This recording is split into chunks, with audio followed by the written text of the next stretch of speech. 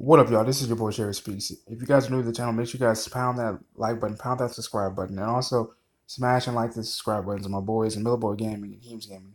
They do live streaming, they do some pretty dope stuff. You might even get your boy up on there, kicking some ass alongside them. All right. So here's a big question I've always wondered. What the hell would happen if Earth actually was decimated by the Infinity War snap, the decimation by Thanos? And we got some answers from a scientist at the UCLA. He explained what would happen. Here's what he had to say. Hold on just a second.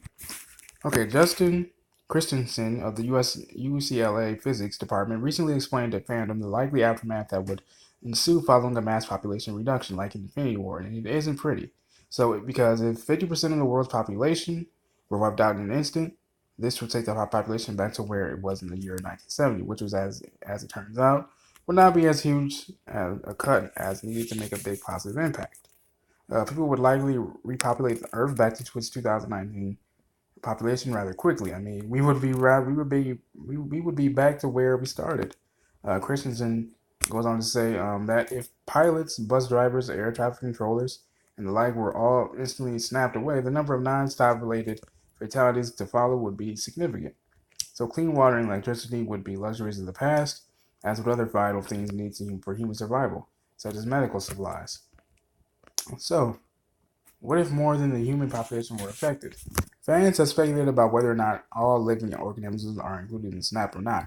And the answer would drastically alter the world as we know it.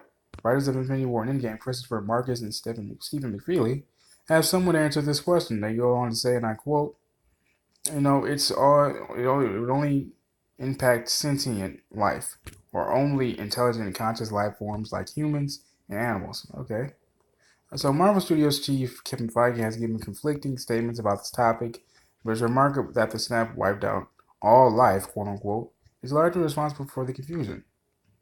Many have interpreted the utterance to mean that microbes, plants, and other life forms are included in the snap.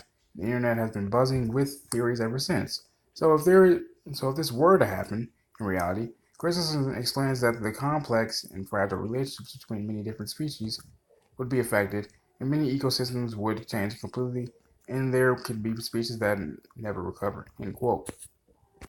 Now, undoubtedly, there would be a handful of unforeseen consequences should a real Infinity War style snap ever happen. If 50% of all the Earth's life forms were to disappear, there would be not only be fatalities as a result of people vanishing out of thin air, but there would be notable changes to the Earth's environment. For example, if the chain is changed, and perhaps the entire landscape of the planet as well. So with that being said, the livability of the Earth for those left standing on literal dust will decline significantly, even if the sentient life is the only thing affected by the snap. So the consequences far outweigh the potential good that would come out of it. So arguably, some Thanos may have had an arguably somewhat noble idea in trying to save the Earth from the same fate as his home planet. The likelihood of things turning out as planned would be slim in the real world. And with that being said, I hope that answers everybody's questions.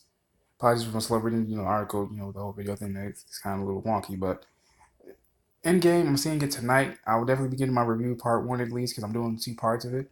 You'll definitely see what I'll be saying about when you drop and you see the first part. You definitely understand what I mean. This has been your boy Sherry Speaks. Peace and love.